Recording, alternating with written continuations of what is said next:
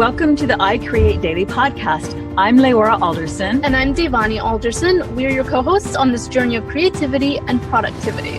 I Create Daily is for artists in every genre of creating, from musicians to writers, crafters to inventors, bloggers to entrepreneurs.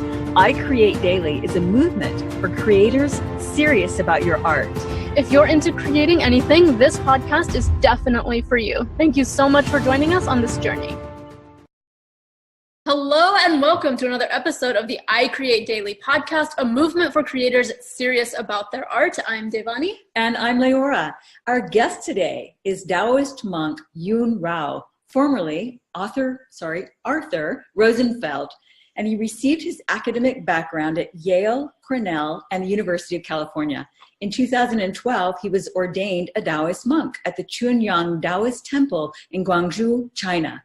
Yun Rou is the author of 14 published works with several more on the way, and has received literary prizes and has even published some of his books in Mandarin Chinese. Yun Rou has been a contributing writer for numerous prominent websites, including the Huffington Post, Vogue, Vanity Fair, Parade, Newsweek, The Wall Street Journal, WebMD, and Fox Business News. In addition to hosting a documentary series on the scientific evidence for acupuncture, Tai Chi, and meditation, Yun Rou hosted the hit national public television show Longevity Tai Chi, and is developing a couple of his novels about Chinese history and philosophy into major motion pictures for the international market. Yun Rou began his former martial arts training in 1980 and practiced a wide range of Chinese kung fu styles before settling on Tai Chi. A student of some of China's top Tai Chi grandmasters, he was named Tai Chi Master of the Year at the 2011 World Congress on Qigong and the traditional Chinese medicine. Yun Rou teaches and speaks in South Florida and around the world, and we're delighted to learn more about this multifaceted creator, author, and monk, Yun Rou. Welcome. Thank you very much. So happy to be with you. Do we need to correct any of my pronunciation there? Go ahead. So let's say that we could say Yun Rou, like row a boat. Okay. That would be Yun Rou. Easier and better, I think. Okay. You did a pretty good job with Chun Yang Monastery, which just means pure yang, like in yin and yang. Yes. Which means sort of pure heaven in the Taoist context. Okay. And I don't know, I think you probably gave me more credit than I deserve and all that, but we'll let it stand for now. Okay. Yun Rou. We'll have to say that numerous times. It's funny because when we checked your video before starting, so we got the right pronunciation.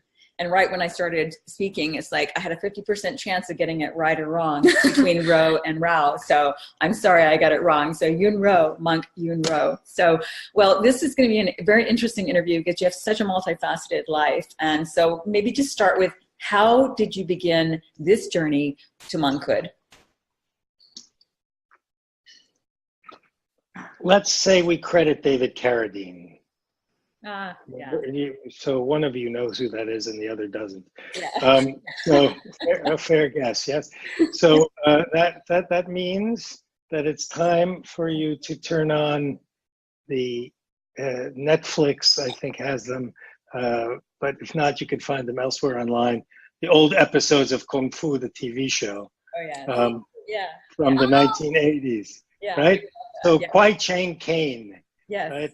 The monkey. So when I watched that TV show as a little boy, what I found drew me was not Carradine jumping around and kicking people, because frankly his martial arts are execrable. But actually, it was the monks that got me going. And I looked at those monks and I thought, wow, that blind one. Incidentally, all of them were bald, which right away made them, gain stock in my book. But that blind one had such equanimity in the face of everything. Yes, and he could hear a cricket break wind at 100 paces and kick butt without seeming to ruffle his robes. But he just seemed to have such a peaceful life. And I thought, wow, when I grow up, I would like to be something like that. And so I guess, I can't give all the credit for that to Carradine, because in truth, you have to be born with sort of a quester gene to feel that the lines that you are being fed about so many things may be inaccurate, and it's time to look for other more deep answers. And so you can imagine what a great joy I was to my parents. But I was that kind of person. You're right. Fantastic. So is it challenging being both a monk and having the rebellious spirit, or does that? Because they almost seem counterintuitive, but I'm not going to assume because I haven't been a monk. So this is a startling question. I can't say that I recall being asked that before. Let me see if I can do a job with it. In many religions, being a monk requires a certain kind of surrender. And that kind of surrender is mostly, sadly, to authority in the hierarchy of that religion. Does it make sense so far? Oh, yes. Yes. So for a rebellious spirit to strike a tone of obedience in that kind of world might be significantly challenging. I think there are some well-known monks who have had that sort of character and have sort of transcended it in order to do what, in Islam, for example, is called, to submit, right? But Taoism really doesn't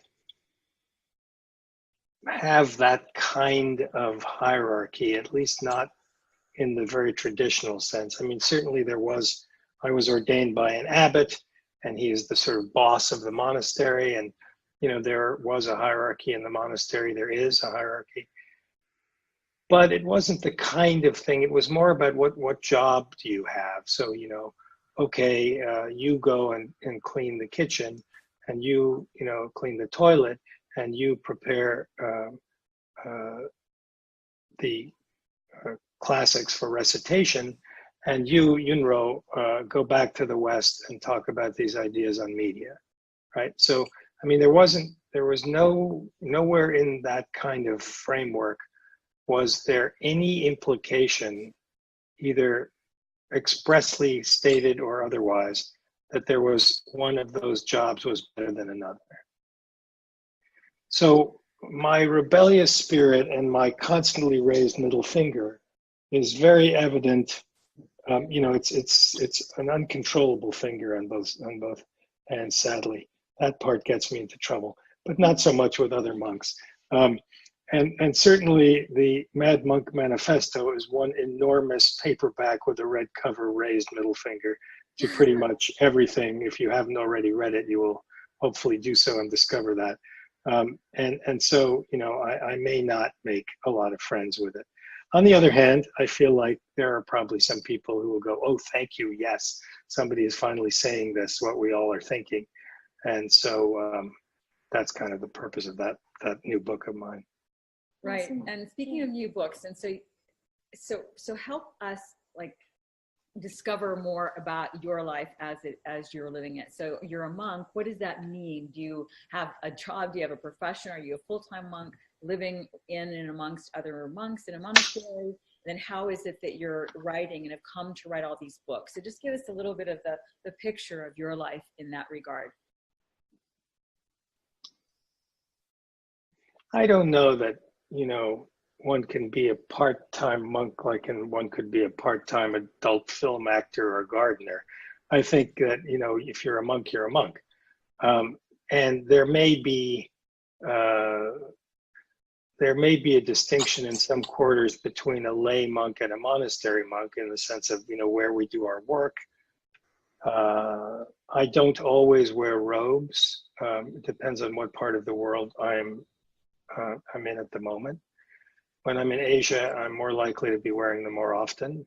When I'm in Southeast Asia, I wear them most all the time, but not all the time, because people there are accustomed to seeing monks, and so there is no issue with it. In this country, since nobody really knows what a Taoist monk is particularly, the style and color of my robes, this is the blue thing you see me wearing is actually a Kung Fu outfit, because I'm going to teach a martial arts class when we're done. But the Taoist robes are black or very dark blue, and they have a sort of a square hat, and nobody really knows what that is. So I've been mistaken for, some kind of Christian priest or an imam or various other things. Generally, the mala that I wear gives something away, but depends on the sophistication of the viewing audience. So more, not so much about dress. I feel like there is a definite coherence between my mission, as far as what I've been asked to do by my teachers, and what I think is important, and the way I feel and see the world, and the work I do, particularly writing the books, and the only other work I do is teaching and speaking. So I would say that, those three things are my work, and that my monkness pervades all of them. Awesome. Makes sense. So, but are you on your own in that regard? Or are you living in community with other monks?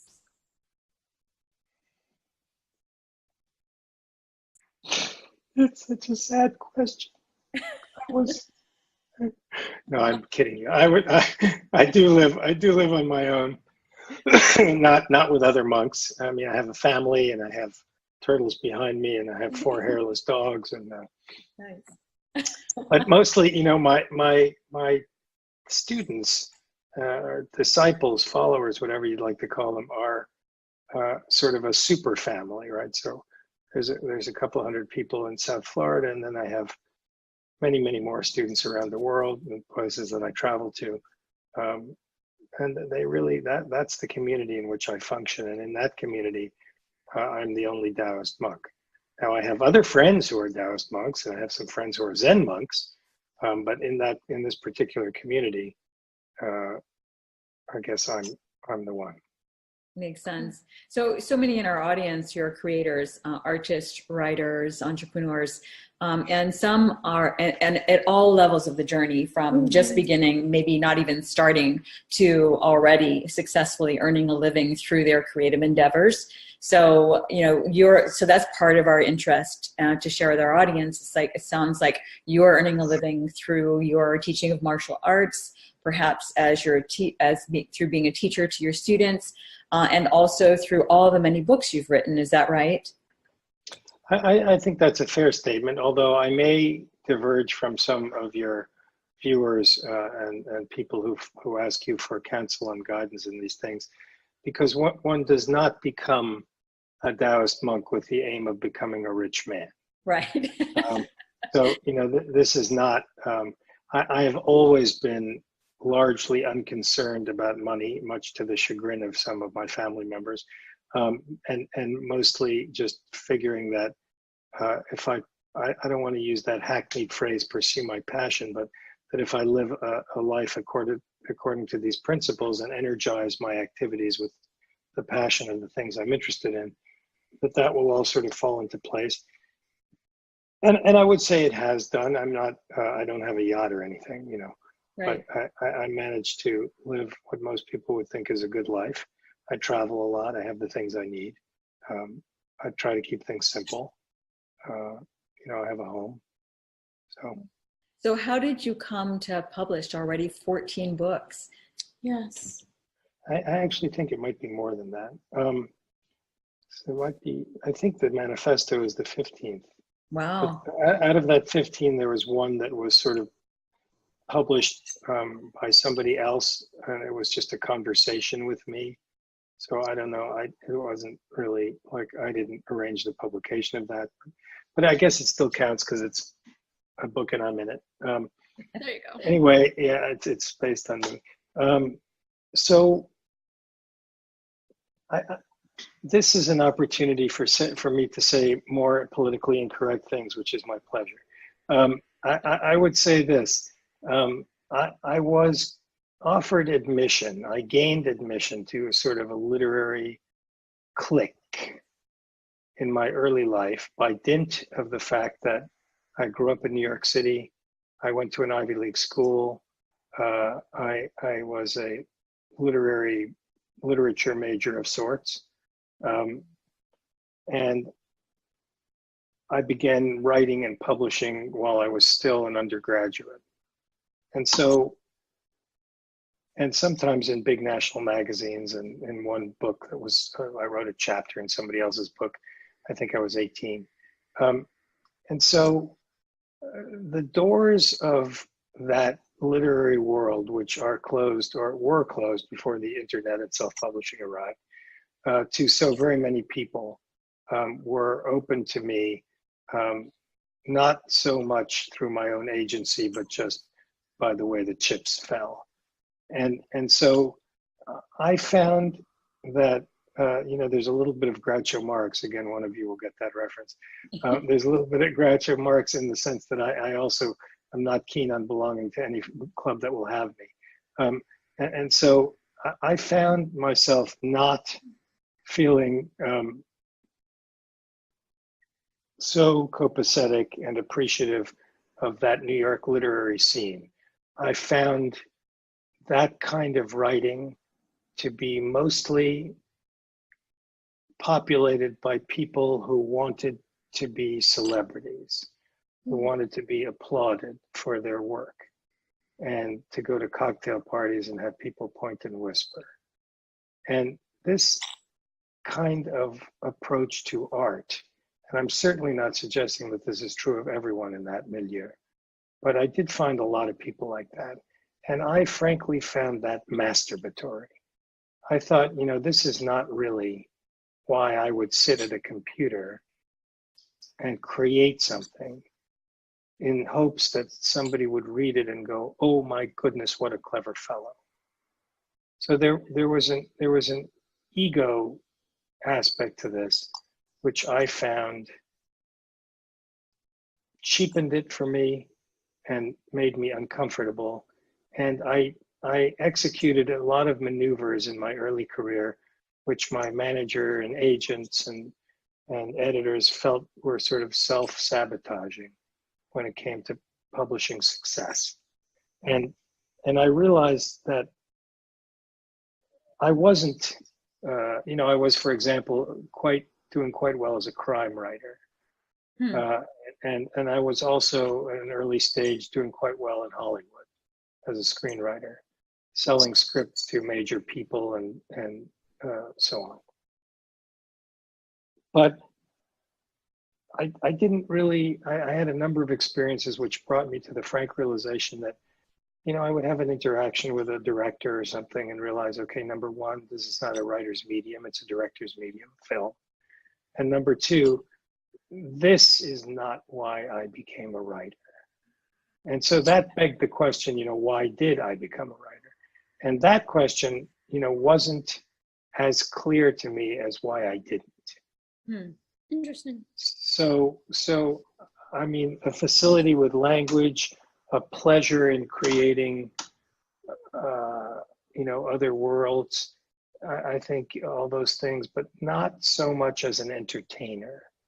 I never really felt comfortable in the role of entertainer because I just didn't have that much respect for the profession. I take Hollywood to great task in the Mad Monk Manifesto, which is probably why you may not see any Hollywood celebrities endorsing the book. But who knows, maybe they will. It's straight talk about this kind of thing. I think our celebrity culture is something that is a tumor in our society that needs to be excised. And I would like to see people who are doing selfless work.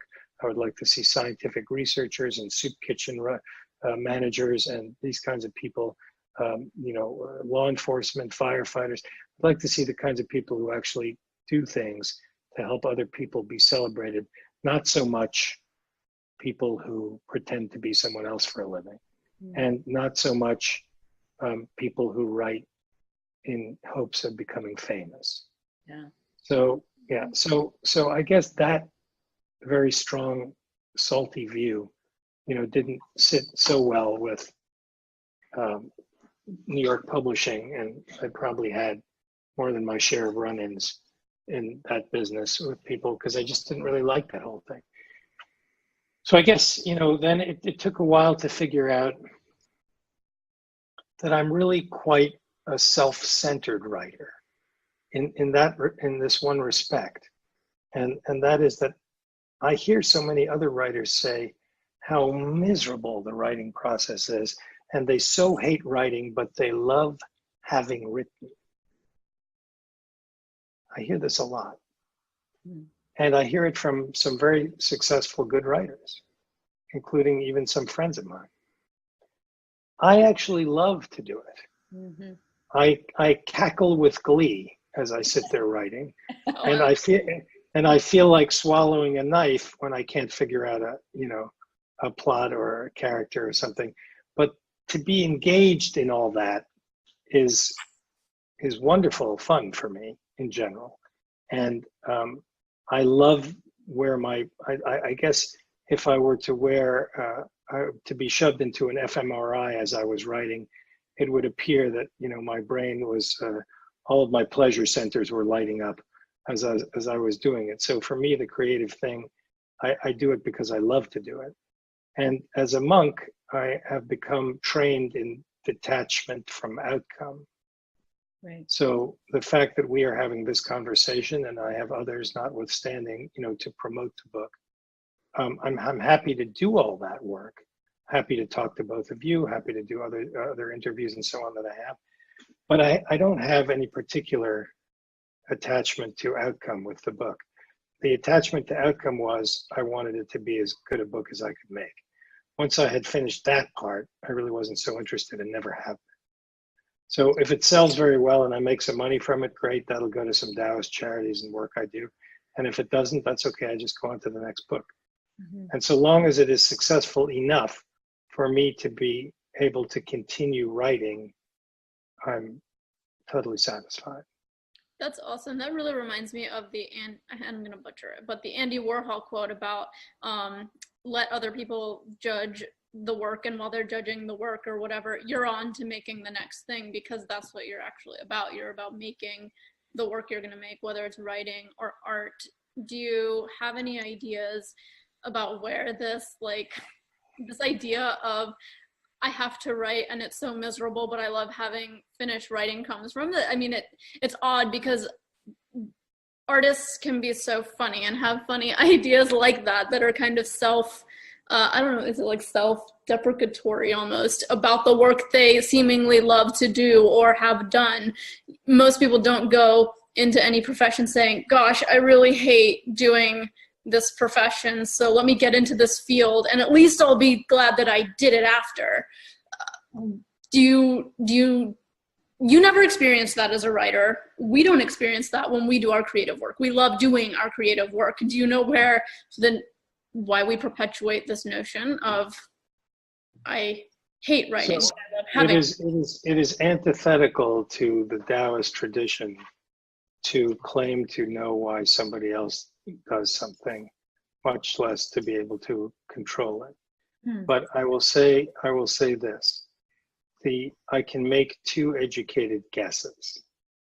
One educated guess is that there is some kind of neurological compulsion to express and communicate, and that may be linked to a desire to validate or for intersection and connection with other people that they're not getting in other areas of their lives. The second may be related, I suppose, and the two are not mutually exclusive, but neither are they really interdependent. Second might be that, in particular about fiction writers, but maybe sometimes about people who write something like the Manifesto, because I know I feel this, and I'm a novelist. Actually, I'm primarily a novelist. This is less of my usual thing. Sometimes the world can intrude and hit you on the head in such a way that you go, either, wow, I have to create an alternative to this in which I can live, because this world is just too grotesque. So I'm just going to make up one I like and live there, right? Or, there's just things that really need to be said. And they need to be said in a way that I'm not seeing them said elsewhere clearly in the way that I see them. And so I'm going to do that. And so if you are motivated by one of those two ideas, then it might not be necessary to enjoy the process of doing so, but it might be, but it might be necessary to do it anyway. Got it. The process of enjoying writing and just in general creating. For us, a lot of times the act of creating something is in and of itself its own kind of meditation. Has that been, as a deep meditator, as a monk, is that an experience that you have also had? One of my dearest Kung Fu brother once came silently into my writing room and watched me writing, and I hadn't realized he was there for a moment. And he said to me, when you're writing, you hold your head at this weird angle. And I said, I do? He said, yeah, do you ever get a sore neck? Because you kind of tilt your head to the left and you hold it there. Well, why is that? And I said, I didn't know I did that. And so then we had this discussion about the level of entrancement that comes in, from this process. And as I said earlier, I'm sure that if we put my head in an MRI, you'd see a certain, cascade of chemicals and a certain starburst of electricity here and there. So for me, I kind of cock my head when I'm doing it, when I really get going and my fingers are flying over the keys and I'm doing 100 and whatever words a minute, and out comes the book, my head is in this weird place. And now that he pointed it out, I've become aware of it now, which I sort of wish he hadn't done, but it doesn't matter. But so I think that there is this deeply meditative anesthesia which arises during that kind of, deep work. And of course, I'm trained to, get into that kind of mode pretty quick.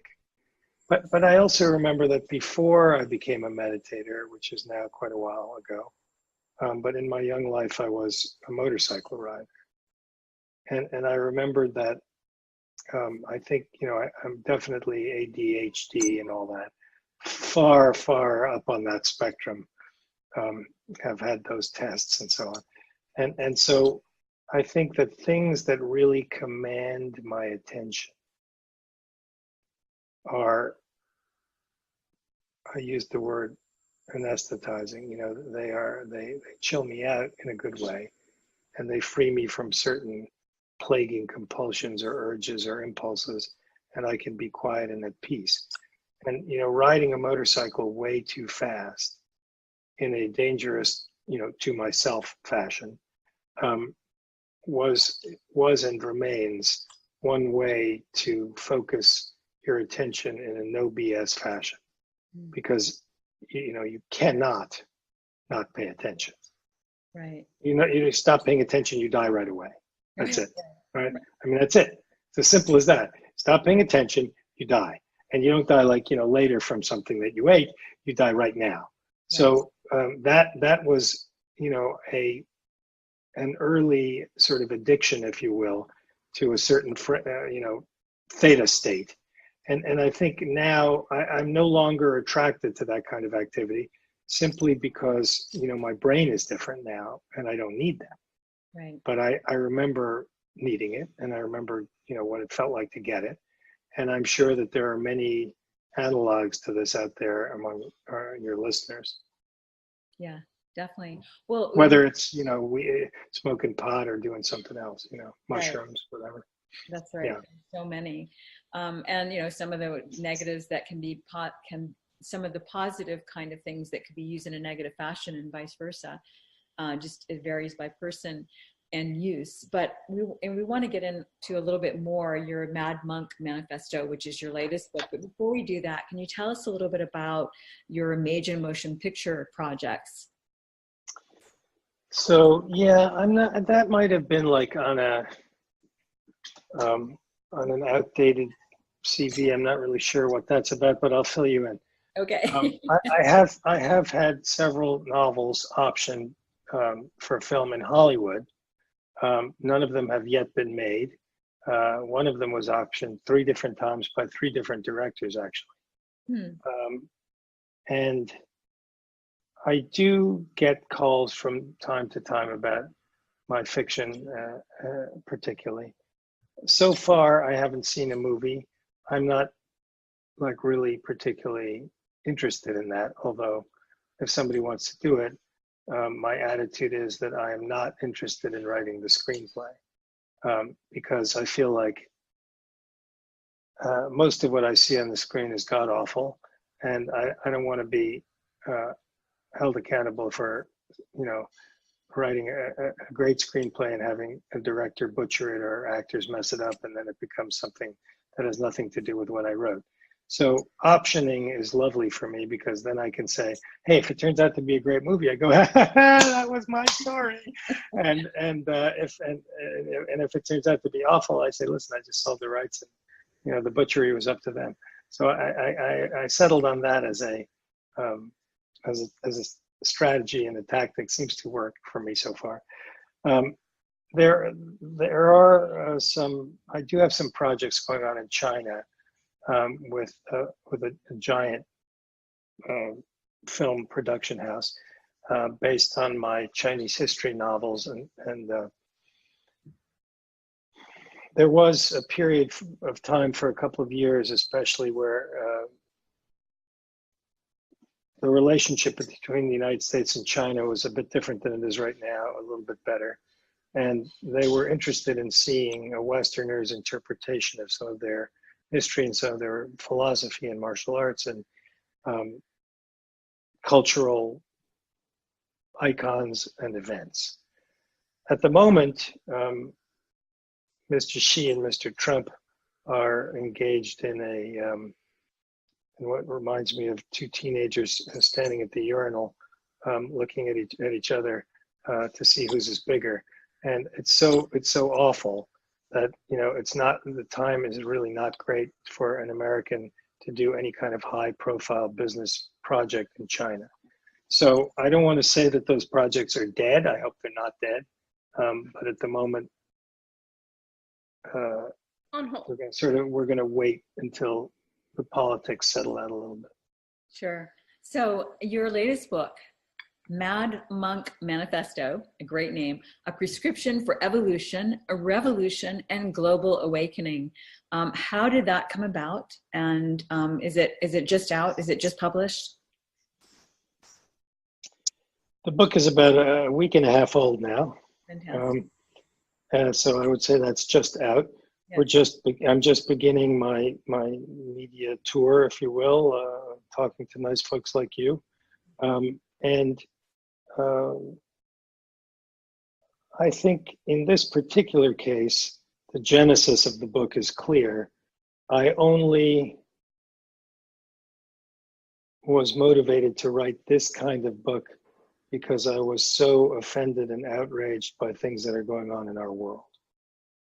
And so without going further into politics, let me just say that I just see so many things about the disconnection that we have one from each other, the disconnection that we have from nature, the sad tactics of retreating into video games and other fantasies because our basic social needs are not being met, and we are depressed and angry as a country. We see political things happening as a result of that depression and anger. But that's not really where the problem is. The problem is inside of us. And so the Taoist model is Gandhi there's a lovely quote from Gandhi about, be the change you want to see in the world. And, we have some idea like that, although it's quite a bit grittier and more specific. And we say, look, if you want to see a harmonious, balanced, equilibrated world, then you have to create that inside yourself. And, from a Western point of view, this might really be misunderstood as narcissistic. And it could not be further from that, because it's not asking other people to appreciate you at all. That's not the idea. The idea is for each of us to do the hard work that most of us shirk in order to create a certain kind of person that we want to be. And the result of that is sort of an echo chamber effect, and it radiates outward like dropping a stone in the pond. Yeah. And so that's how we see. So instead of telling other people what to do, and instead of ranting and screaming, we work on ourselves with the idea that that's the best and fastest and most efficient route to seeing change in the world. 100%. So that's what this book is about. Oh, we love that. That's very much what we are all about at I Create Daily. For it to be a movement for creators serious about their art, we don't actually publish a lot of like how-to information, because without the mindset, without the setting the stage of personal self-responsibility and accountability and motivation and from inside as opposed to like the external pulls. Yes, without setting the stage and as you said, improve yourself. If we improve ourselves, we improve the world. And the more we improve ourselves, the more we improve our immediate environment, which ripples out, which I think you use that. In fact, you use that in the back of your book. In the same way, ripples move away from a stone dropped into a pond. Mad Monk Manifesto begins with our personal lives, discussing topics such as diet, exercise, meditation, and mind-body practice, and spreads to our public environment, etc. So looks really wonderful. We hope that our audience will not only pick up a copy of Mad Monk Manifesto by Monk. I was about ready to Monk Yun Rou. Monk Yun Rou, but also that was well done. Thank you. But also to go and leave a review afterwards, so that the more reviews, then the more people will be able to find your book as well. So we really appreciate your taking the time. I wish, like before we started recording, we had a few exchanges, including discovering that you have turtles in your closet that you were going to tell us about. You have your dog is in the background, and you have an incredible sense of humor, which we didn't get a chance to get into very much here, but you had us laughing and cracking up beforehand. So it's a great title, and we're really looking forward to seeing what else you come up with and seeing how this does as well. Do you have anything else you would like to share with our audience before we go? Yes, to see sort of the way both fiction and nonfiction can express ideas. I have another title, Yin, Y-I-N, A Love Story. Yes. Which is a recent book, which I think would also sort of flesh the whole thing out. I just made a move to regain rights to that book and re-release it differently, because I love it so much, and it sort of got lost in the shuffle among other things. But anyway, I have, there are more titles in my oeuvre which are worth a look for people who like things about Asian philosophy and history and action and romance and all that. Absolutely. You have a beautiful website. We love your yin and yang rotating logo. Icons. It's beautiful. And the cover for Yin, A Love Story, is also beautiful. When you say getting the rights back from the publisher who originally published it, are you going self-publishing?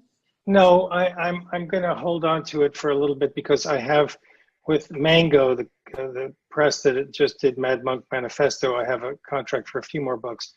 And so those are actually already written and in the line, but I'm hoping to put Yin out again, like a second edition, because it's really a fun book.